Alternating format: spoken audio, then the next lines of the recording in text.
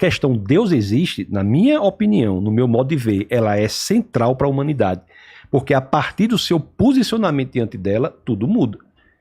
Eu acho muito interessante isso aí. A questão Deus existe é muito importante. Assim, eu não acho meramente, e eu concordo com o que o senhor falou, é um esforço intelectual relevante, importantíssimo, mas também ela exige um posicionamento, pelo menos para os que concluem que ele existe.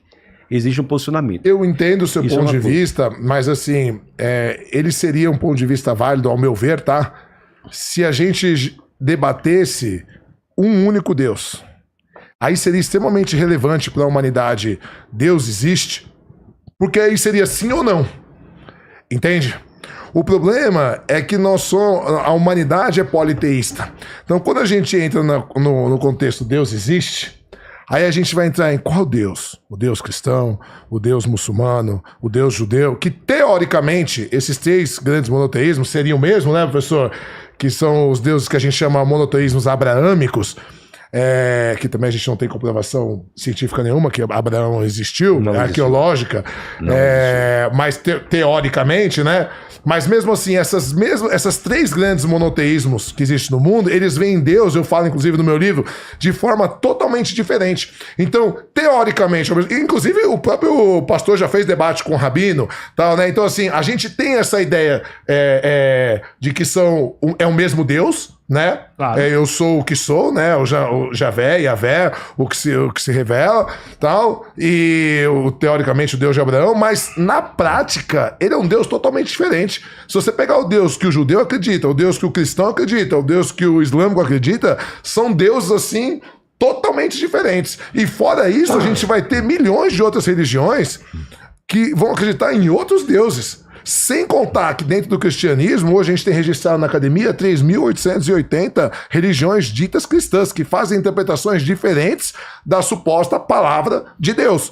Então eu entendo o que o senhor fala, que é um tema importante para a humanidade, Deus existe sim ou não? Ao meu ver, não. Mas ele fica no campo pessoal. Ele vai com o argumento de que só o fato de você estar falando de diversas religiões, diversas interpretações, isso já valida a existência do Deus. Toda essa existência de descobrir quem Deus denota que é uma questão essencial, visceral, nevrálgica, está no epicentro da história humana. Mas aí eu vou dizer o contrário, eu vou dizer que é fisiológica. O ser humano, ele é um animal que teve o lóbulo frontal mais desenvolvido, e aí a gente vai entrar na seguinte questão, biológica, depois algum biólogo vai poder explicar melhor do que eu, tá? Eu sou professor de filosofia, gente. Tem gente que fala assim, não, você errou nisso, eu falo, gente, eu estudo... Mas professor de filosofia tem a liberdade para falar de tudo. Exato. Porque o senhor diz que é filosofia da biologia. É isso aí. Então o que acontece? A gente já passou por 5 grandes extinções em massa na história do planeta Terra. Cada vez o clima se apresentou de uma maneira diferente e a evolução levou a tipos de vida diferentes. Então a última extinção que a gente sabe foi há 60 milhões de anos atrás, com os dinossauros, onde os grandes répteis dominavam a Terra, certo? E eles dominaram a Terra durante 150 milhões de anos. Então tempo de vida não significa necessariamente maior inteligência. Tem gente que fala assim, imagina outros planetas se tiver vida, planetas que são muito mais velhos que a Terra. Aí é outra questão que a gente pode entrar também. Porque assim, o hominídeo, primeiro dos primeiros primatas, até apareceu o primeiro hominídeo, ele está hoje, estima-se, entre 200 e 100 mil anos ele apareceu na Terra. E a gente já mandou foguete para a Lua, a gente já mandou satélite para a gente já construiu celular, prédio. E os dinossauros dominaram a Terra por 150 milhões de anos e a gente não tem Você conhece, professor?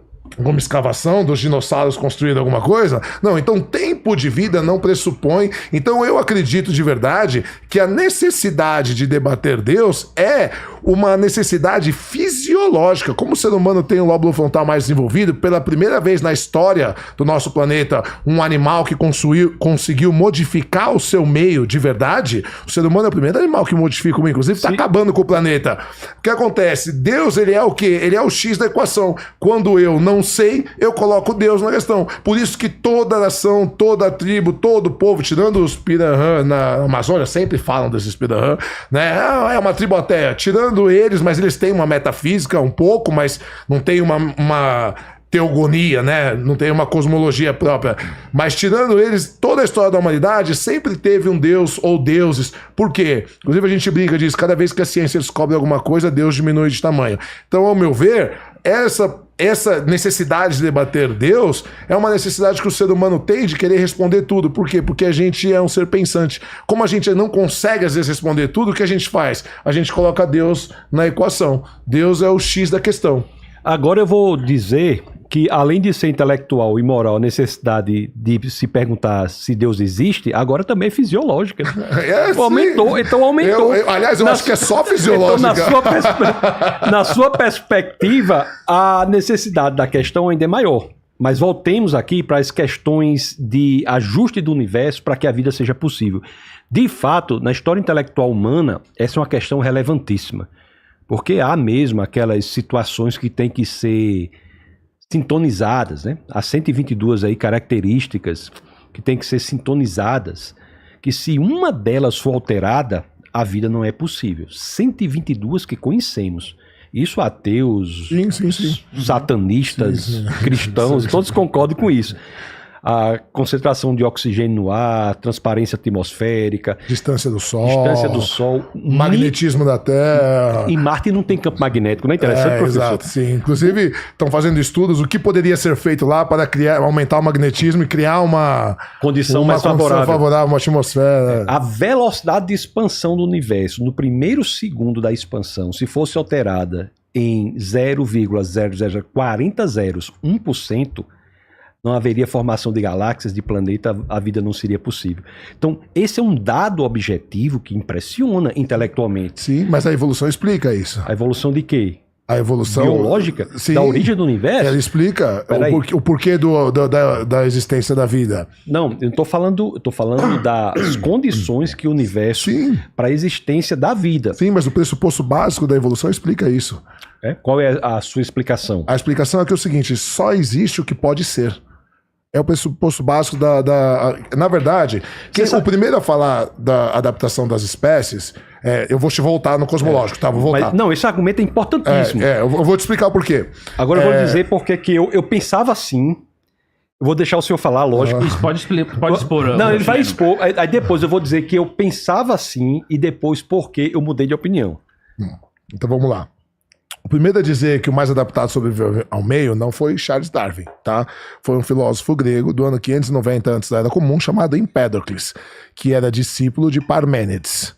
Parmênides e Heráclito foram os dois primeiros oficialmente, da filosofia oficial, né, grega. Existia pensadores antes, mas a filosofia oficial grega, a primeira grande questão da humanidade foi debatida por esses dois, o que era o archê, o arquê, né, a origem o elemento essencial da vida. E Empédocles dizia, apenas o mais adaptado sobrevive ao meio. Então o que diz a teoria da evolução? Né, o princípio básico dela é que só sobrevive o que é capaz de sobreviver.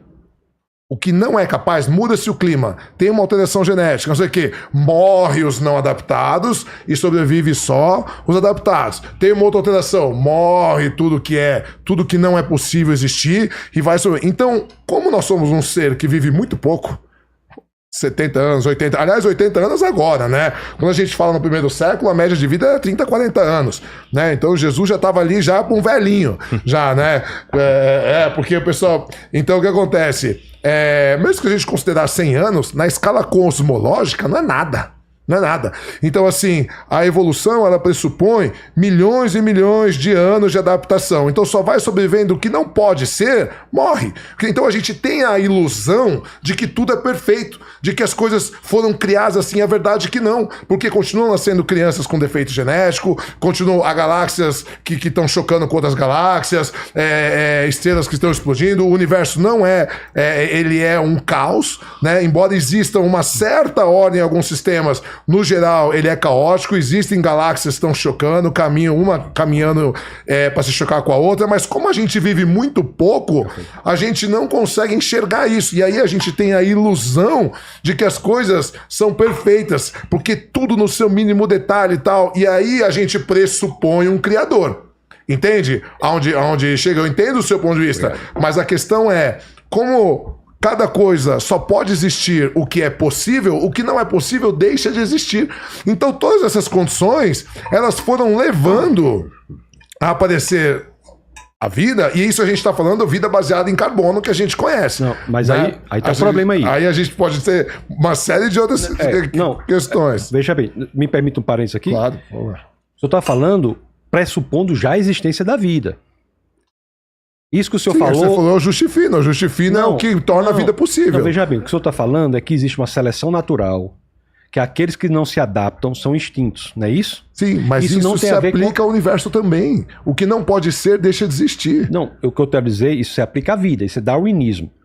Não estou falando do darwinismo para o universo. Sim. É que o universo, o que é mais apto no universo que sobrevive? Não, por exemplo, se uma estrela tiver perto de um buraco negro, por exemplo, ela deixa de existir. Por quê? Porque o buraco negro, a matéria dele é mais densa, ela vai sugar, inclusive suga até a luz.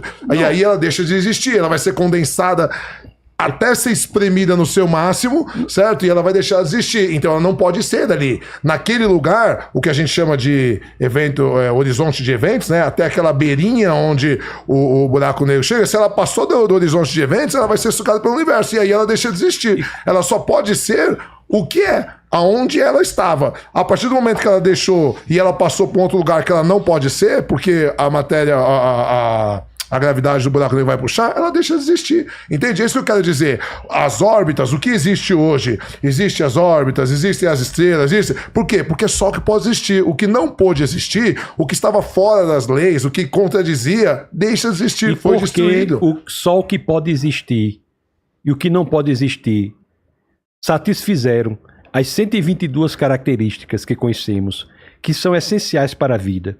O que, do ponto de vista da probabilidade, a satisfação dessas características por acaso é de 1 chance em 10 elevado a 138. A probabilidade disso acontecer por acaso é um sem número de vezes impossível. Mas não é por acaso, é isso que Mas então, o senhor está falando da vida ou está falando de outra coisa? Não, você está falando da vida. Exato, as condições do universo para que a vida seja possível são, do ponto de vista do acaso, impossíveis de serem satisfeitas. Porque a probabilidade para isso acontecer é de 1 chance em 10 a 138, dadas as 122 características que têm de ser milimetricamente satisfeitas para que a vida seja possível. E mesmo assim a vida sendo possível, isso ainda nem explica o porquê aminoácidos se reúnem de formas específicas para criar proteínas e ainda mais outras tantas situações que nós podemos passar o podcast aqui falando só sobre isso, para que a primeira vida exista a partir da não vida. Se nós pegarmos hoje, professor, o maior laboratório sobre a face da Terra, com o maior grupo de cientistas aqui na Terra, onde a vida é possível, colocarmos um tubo de ensaio, colocarmos uma ameba dentro e matarmos a ameba, furarmos a ameba, esse grupo de gênios da ciência não consegue reconstituir a ameba e torná-la viva novamente. O que dizer a vida aparecer a partir da não vida? O que o senhor está dizendo é que é um processo evolutivo, um darwinismo para o universo, que é uma tese interessante, que é um darwinismo para o universo, mas isso não se explica a origem da vida.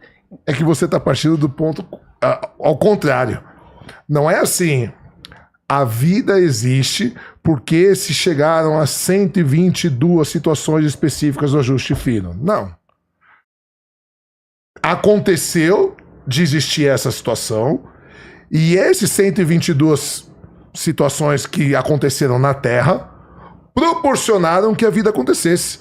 Não foi assim, eles foram ajustados para que a vida acontecesse. É isso que eu tô falando. E isso a gente tá falando da vida baseada em carbono, sendo que o elemento mais abundante no universo é o hélio. E a gente já fala hoje, no universo observável com o James Webb, de pelo menos 2 trilhões de galáxias, com dezenas e dezenas, cada uma de centenas, milhares de planetas e estrelas, pelo menos de 50 a 400 bilhões de estrelas cada galáxia, 2 trilhões de galáxias. Então, assim, a gente está falando da vida como a gente conhece. Essa situação na Terra e a vida surgiu não porque foi feito um ajuste de 122 situações para que a vida surgisse. Não. Aconteceu de ter essas 122 situações. essa é a situação da Terra e isso propiciou que a vida acontecesse. É o contrário, você está partindo do ponto de vista reverso. E aí, nós somos um acidente cosmológico. A vida, para mim, é um acidente cosmológico e ela pode ter se repetido no universo milhares de vezes ou de maneiras diferentes. E a gente não tem como saber. Eu entendo seu posicionamento. Você está dizendo assim, nós só podemos estar aqui porque essas... Já existiam. Eu entendo. Eu pensava assim, peraí, se estamos aqui, é lógico que só podemos estar se as condições forem satisfeitas. O que me fez sair desse posicionamento foi o seguinte, porque pela matemática, aí estamos falando do que nós sabemos, isto acontecer por acaso é impossível. E não é apenas impossível, é um sem número de vezes impossível. Então, veja bem, pela matemática, esse acaso se realizar é impossível. É o famoso princípio que o pessoal chama de Borel, que uma chance em 10 elevado a 50 já é impossível. Pela matemática, não é o que eu acho, o que o senhor acha, é a matemática. Diz que uma chance em 10 a 50 é impossível. Uma chance em 10 a 51 é 10 vezes impossível. Uma chance em 10 a 52, 100 vezes impossível. Uma chance em 10 a 53, 1000 vezes impossível. 54, 10 mil vezes possível. 55, 100 mil vezes possível. Nós teríamos que chegar a 138. Então, não é apenas impossível, mas é um sem número de vezes impossível, porque as condições, por acaso, sejam satisfeitas. E uma vez satisfeitas, dada o sem número de impossibilidades, isso ainda não nos garante que a vida vai aparecer. Mas você está desconsiderando que a gente já teve 5 extinções em massa e cada vez que teve extinção em massa no planeta Terra, a vida se desenvolveu de uma maneira diferente. Mas é a origem da primeira vida. Então, mas em condições diferentes, é isso que eu estou falando. A condição de vida que a gente tem hoje, se você colocasse lá na primeira extinção em massa ou na segunda, não ia existir nenhum tipo de mamífero, nenhum tipo de planta, porque eram outros tipos de condições. Esse ajuste fino das 122 se aplicava de forma diferente, não ao tipo de vida que existe hoje. E a gente já passou por situações onde a Terra tinha temperatura diferente, enfim, uma série de coisas. A atmosfera é diferente, maior concentração de carbono, menos concentração de oxigênio. Então, esse ajuste fino, ele já foi, em outras ocasiões, no próprio planeta Terra, ele já foi diferente. Mas, e já gerou vida também. Me permita dizer, mas professor, essas situações que o senhor está falando, o senhor não está falando de extinção da vida, não. Não é que a vida deixou de existir, passou a existir, foi por acaso existiu de novo, não. O que nós estamos falando é do aparecimento da primeira vida. Mesmo considerando isso que o senhor está dizendo. Isso que o senhor está dizendo já pressupõe a organização da vida feita. Todas essas intempéries, vicissitudes, problemas, porque passou a vida na história da humanidade, considerando o que o senhor está falando. Sim. Nesse modelo que o senhor está dizendo, o senhor está dizendo que a vida passou a existir várias vezes, não. Aí já é outra coisa. A vida existiu e existe sim um processo de seleção natural. Existe. O que não existe, aí nós vamos divergir, é a capacidade desse processo de gerar ganho de complexidade. Então, a capacidade do processo de gerar ganho de complexidade é que não se demonstra. Se você tiver uma colônia de bactérias, por exemplo, você colocar um antibiótico, aquelas que sobrevivem ao antibiótico vão se reproduzir, no final você terá bactérias diferentes, mas serão ainda bactérias. Então não há ganho de complexidade. Isso aí, mas essa história que nós podemos conversar sobre ela, já pressupõe a existência da vida a partir da não-vida, que é uma área que a ciência patina, nada sabe. Isso, mas eu falei isso. O senhor concordou com isso? Eu concordo com isso, até porque o processo evolutivo ele leva milhões e milhões de anos, assim como o desenvolvimento do universo. Eu falo, a gente é um ser que não sabe das coisas. A gente pressupõe, quando você falou assim, não pegar o laboratório mais desenvolvido, com cientistas mais... Ana, a gente está engatinhando para conhecer as coisas. A gente mapeou há pouco tempo atrás um pedacinho do cérebro, 1 milímetro do cérebro, não sei quantos quintabytes de não sei o que. Então, assim, a gente está engatinhando na ciência, a gente não sabe nada do universo, a gente não sabe nada da Terra. Então vamos tirar conclusões com base no que nós sabemos. No que nós sabemos. Não no que nós não sabemos. Mas é isso que eu estou te falando. Esse ajuste fino, embora eu concordo com você, a extinção não foi a vida inteira que acabou, sobreviveram a algum tipo de vida, que fosse só unicelulares e foram se readaptando, mas esse ajuste fino, ele mudou. Ele não é o mesmo ajuste fino desde o início da Terra e desde o início do aparecimento da vida no planeta. É isso que eu quero dizer, que essa condição do ajuste fino não se sustenta, porque senão ela necessariamente deveria ser a mesma desde o princípio, o que não é. Não para a origem da vida. Sim, professor. Não para a origem da vida. Sim. Isso é uma força vital que já existe e se adapta. Mas independentemente do que nós estamos falando, nós ainda não resolvemos o grande problema. Como é que a vida vem da não vida? Isso aí nós concordamos que a ciência nada sabe, concorda? Concordo. Que a probabilidade disso acontecer por acaso é uma chance em 10 a 138. Que o universo está estruturado da forma que ele está é impensável de se acontecer por acaso, com base na matemática, no princípio de Borel. Então, para isso acontecer, aí é que eu lhe peço licença e faço mais uma inferência sobre a causa do universo. Além dela ser imaterial, porque criou a matéria, não espacial, porque criou o espaço, atemporal, porque criou o tempo, e se imaterial, portanto, possivelmente espiritual, não espacial, portanto, possivelmente infinita, atemporal, portanto, possivelmente capaz de saber o futuro que o senhor livremente decide, também é extremamente inteligente, porque organizou essas variáveis de forma específica para que a existência de vida existisse. É aí que a gente chega no ponto de divergência. Uma pergunta. Claro, por favor. Vocês estão discutindo a origem da vida. Como que o senhor me explica a base bíblica para a origem da vida com tudo que o senhor acabou de falar aqui? Onde entra a Bíblia nessa história? Pontuar que eles estão no Não, raciocínio. é só pra dizer que pra mim o ponto divergente disso, pra mim é a falácia da ignorância.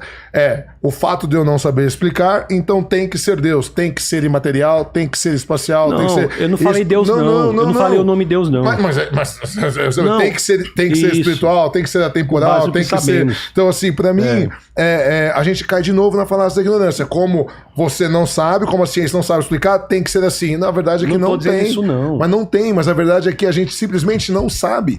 É isso. Não sabe de onde veio. É essa que é a certeza que a gente tem.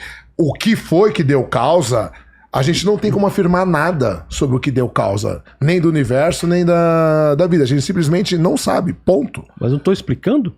Não, eu não estou falando que necessariamente tem que ser espiritual, tem que ser... Não, necessariamente eu não disse isso, não. Necessariamente, se ela criou a matéria não existia, de acordo com o que diz a cosmologia contemporânea, ela é imaterial. Se ela criou a matéria, ela não podia ser material. Isso sim é necessariamente. Agora, uma forma de se definir imaterial, isso não é necessariamente, mas é muito possivelmente, é espiritual. É isso que eu estou lhe dizendo.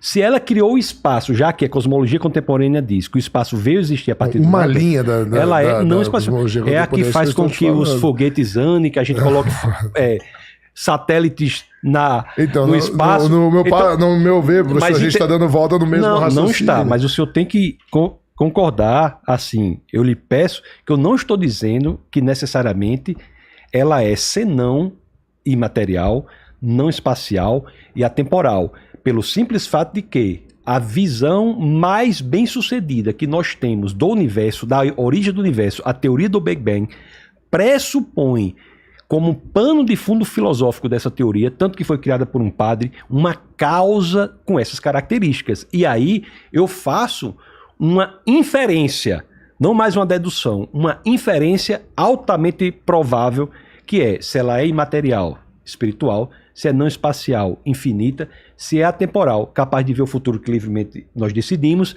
e se ela é essa causa capaz de organizar o universo com as 122 características que milimetricamente têm que ser sintonizadas para que a vida seja possível, e a probabilidade disso acontecer por acaso de uma chance de 10 a 138, nós podemos facilmente dizer que essa causa é extremamente inteligente. E digo mais, aí eu vou tomar a liberdade aqui de dizer uma coisa a mais. E se isso veio existir sem a existência de leis da natureza, já que a cosmologia contemporânea diz que as leis da natureza só vieram a existir juntamente com o universo, essa causa não obedeceu a uma lei natural ou não foi descrita pela lei natural. Essa causa é possivelmente pessoal, porque tomou uma decisão. Então, essa causa indica muito provavelmente para um Deus com essas características. Já que o debate aqui é Deus existe, eu proponho, com base no que eu disse, que essa causa com essas características pode ser esse Deus que estamos discutindo aqui, tentando encontrar argumentos nas coisas criadas, no universo e na vida, para que ela exista. Então, são elementos fortemente importantes.